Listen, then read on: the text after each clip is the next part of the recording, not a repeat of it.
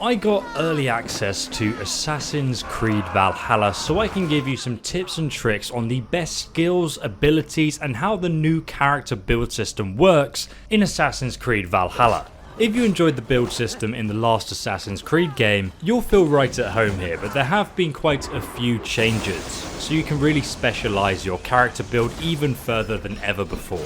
And if you guys enjoyed build guides and want guides on the best armour and weapons and also the boss fights in Assassin's Creed Valhalla, make sure you subscribe and press the bell icon to stay up to date with all my RPG content. Now each time you level up in Assassin's Creed Valhalla, you'll receive skill points to spend in the game. You can also find ancient books of knowledge hidden throughout the world that will reward you with new secret abilities to unlock. But let's start out by talking about the new class system, which includes a new skill and perk system as well. You have 3 different class paths you can follow that each have their own perks to unlock: the Bear, Wolf and Raven. The Red Bear class skill tree is just like the Warrior's path from Assassin's Creed Odyssey. It's based mainly on close combat and it specifically dictates the damage you do with axes and two-handed hammers and axes as well. The Yellow Raven class skill tree represents the stealth perks, like chain stealth attacks, or increasing your assassination damage. And finally, the Blue Wolf skill tree has all the dexterity based perks like your hunting bow or fast attacking weapons like the spear or the flail, but also some defensive shield perks as well. Right now I have a total power level of 55, meaning we have invested 55 skill points so far in building our character. 18 into the Raven class, 17 into the Bear class and 19 into the Wolf class. But why does this matter to you? Well, each weapon and armor set in Assassin's Creed Valhalla is actually color coded. So as you can see, my one-handed and two-handed axes are all red. This means that the more skill points I invest in the Bear skill tree, the more damage I do with those red coloured weapons. This includes the damage you do with each attack, the impact you do for staggering enemies, and also the critical hit damage you do as well. And then each weapon also has its own speed stat as well. Obviously the two-handed and bigger weapons are a lot slower to attack with than daggers, for example. You'll also notice that my shield, spear and spinning fine flail are blue, and the damage I do with these weapons scales off my Wolf class skill level instead. My armor, however, is tagged as the Raven class because it's yellow. We can see the armor rating, evasion and its weight stat here as well.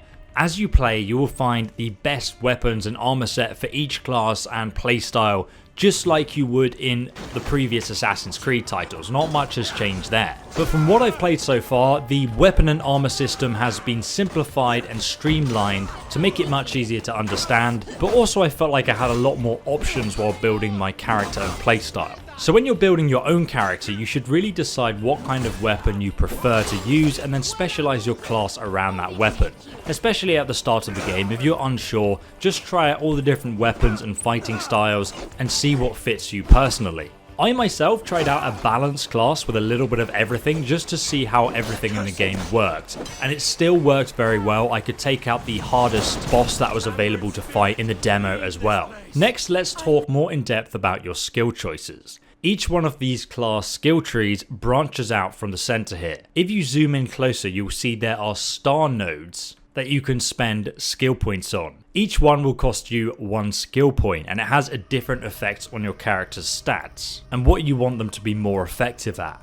Like in the Bear tree, for example, many of these star nodes will increase your melee damage, armor, health, setting fire to things because you can actually pick up torches and throw them at buildings and just set them alight, or even set enemies on fire as well, and also increase the impact damage you do. While in the Raven tree, the blue one, these are mostly nodes that increase the damage you do from assassinations or attacking from stealth with ranged and melee, and some of them even make you do extra damage with headshots, or increase the damage that your abilities do. This whole system is a new level of customization, and as you work your way along these branches, you'll also unlock different perks that make your character even stronger. So now we're going to go over every single perk in the skills tree that you can pretty much unlock. So starting out with the Bear class perks, you're going to find perks like Dual Swap. When you're dual wielding a shield and an axe, for example, you'll normally be attacking with the axe, obviously. but if you double tap A, you'll be able to swap hands and then you'll start hitting the enemy with your shield instead, and that essentially has a different moveset. The same goes for dual wielding axes. You can apply poison to one axe and then swap to the other one, apply poison to that as well, and then you're dual wielding with 2 poison axes and you do even more damage. Then we have a really powerful perk ability called Stomp. If you're using high impact weapons that knock your enemies down onto the ground, you're going to want to get this. It lets you press the right stick immediately to finish off your enemies in one hit once they fall in the ground. You can also increase your adrenaline points, so you have extra ability uses. I'll talk more about that later though when we actually talk about the different abilities in the game. Next we have Berserker Metal, which lets you fight recklessly and any damage you take will no longer cause adrenaline loss. I didn't actually try out this perk myself, but to be honest, I don't think it would be that essential to a build. This perk literally just lets you go gun-ho and just carry on repeatedly attacking your enemies, which is sometimes pretty satisfying to do. And you can just spam your abilities. The light bow perk on the other hand is super fun. It lets you fire light attacks with your bow for extra damage, and it also just looks really cool, like you feel like Legolas. Then we have another amazing one called Parry Damage. Successful parries do damage to your attacker. This is really good, especially once you get the parry timing down in the game. There are many situations where this is just going to be something you really want to have on your character. Next though we have the Backstab in the Sneaky Raven class tree. Whenever you hit somebody from behind, you'll do extra defense damage to them and make them stagger. Now, enemies in Assassin's Creed Valhalla have armor, and you'll need to deal with their armor before you can hit their health unless you're using an ability that ignores armor.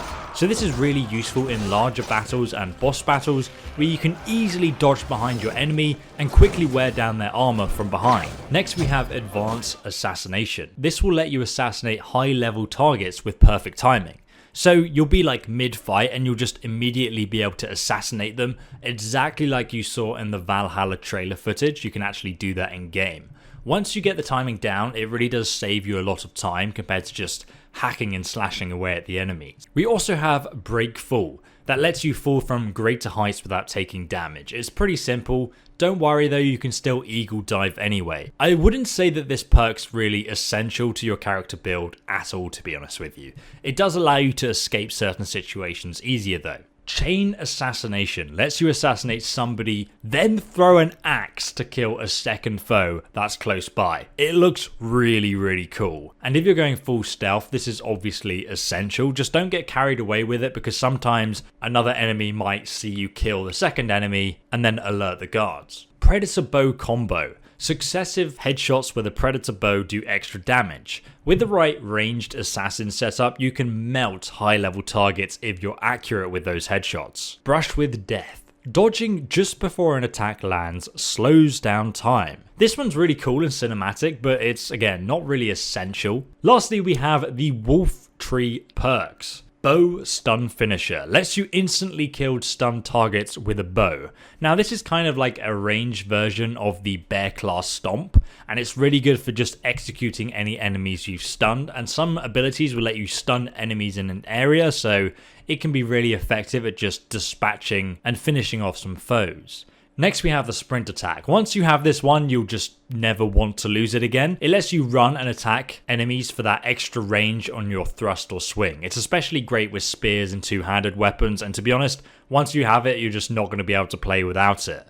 Emergency Aim. Hold it to snap your aim to the target as a foe detects you. It's not essential, but it will obviously get you out of a few sticky situations while you're trying to sneak and not alert the guards. Bow to Melee lets you swap between a bow and melee to draw to deal extra damage. You can also get another perk that lets you melee with your bow as well. Sorry if I mispronounce anything, by the way, I am dyslexic. There are other perks to obtain in the game, but you need to level further to uncover the black cloud area here that hides them. I didn't have time in my gameplay session to see anything more than this in terms of your character perks, but I'd not be surprised if we saw a lot more perks from older titles return. Next though, let's take a look at our ability choices. As I mentioned earlier in the video, abilities can be unlocked and upgraded by finding books of knowledge, and these are hidden throughout the world in bandit camps, boss areas, pretty much anywhere you find like an event sort of going on, you'll probably find one of these tucked away. If you've not played the Assassin's Creed games before, abilities are like super powerful moves for both ranged and melee. However, you can only have a maximum of 8 abilities active at once to use. Abilities cost adrenaline points to use, which you gain from fighting in battles. The more you hit your target and don't get hit, the more adrenaline you're going to stack up ready to use. And you can get more adrenaline points through the character skill building system. As you play the game, you can unlock that basically. Now, one book I found in Kingsbury, in one of the churches located in East Anglia, and that gave me an incredibly powerful ability called Dive of the Valkyries. This turned out to be very strong. What Dive of the Valkyries did was launched you into the air, and then you just came crashing down on your enemies, dealing huge damage and knocking them down sometimes as well. It was really powerful versus groups of enemies and also in boss battles, just to get a good chunk of damage on them. Upgraded even further as well, it will do even more damage in a larger area of effect. We also still have the Spartan Kick from the previous game, though it's been renamed, and also the Poison Strike weapons have also made a return as well, where you apply a poison concoction to your right-handed weapon so you do additional damage over time by attacking your foes and poisoning them. Rush and Bash was also super powerful as an ability and also really fun to use. You have to line up your enemies, and then when you activate it, you basically spear your enemy and either throw them off a ledge or literally just charge them and slam them into a wall. The ability works really well on boss mobs and makes them super easy to take out and deal tons of damage because you'll be fighting quite a lot of them in tight spaces, which makes this ability perfect to use. But my favourite by far was the Throwing Axe Fury, which was insanely cool and strong. You basically threw axes at foes like a madman. You just like absolutely yeeted them with a throwing axe to deal tons of damage and also knocking them off their feet with the final blow. You can then use the Stomp ability from the Bear skill tree, which allowed me to finish your foes that I've knocked down using this ability. As for the bow skill, we also have the ranged Poison Strike, which makes a return from the previous Assassin's Creed titles as well. Then Mark of Death, it's kind of like a Red Dead Redemption gunslinger ability. You kind of tag the enemies you want to shoot with your bow, and then you release a volley of arrows into several targets at once. Now this doesn't really do a lot of damage and enemies can block it with their shield, but if you aim for the enemy's weak spots, which are highlighted in gold if you have the correct character perk, or even their heads, it does a lot of damage, but this takes a little bit of practice to actually get right. Also, they have more utility based powers as well, like Raven Distraction, which lets you use your pet Raven, just like you had in Assassin's Creed Odyssey. You have your pet Eagle, now you have a pet Raven, and you can use it to distract your foes while you're sneaking around. And then finally, Thorn of Slumber, which lets you put your foes to sleep with a treated arrow that is great for sneaking around. So overall, that's the summary of how the character progression system works in Assassin's Creed Valhalla.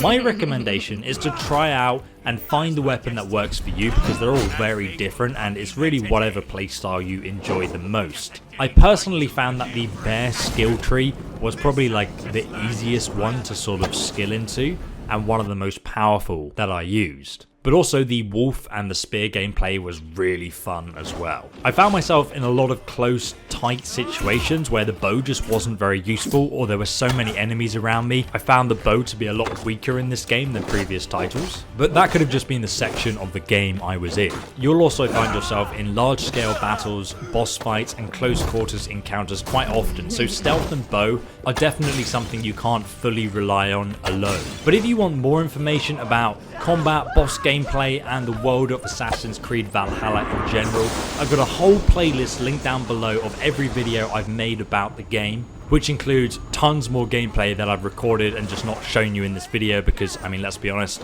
we were just talking about the nitty-gritty details of the character progression. So if you guys are interested in that, subscribe, press the bell icon, and then YouTube will let you know when I release new videos, but also check out the playlist for what's out already. And thanks for watching. Give the video a like if you found it helpful, because that really helps me out, guys. Thank you so much. Appreciate your time.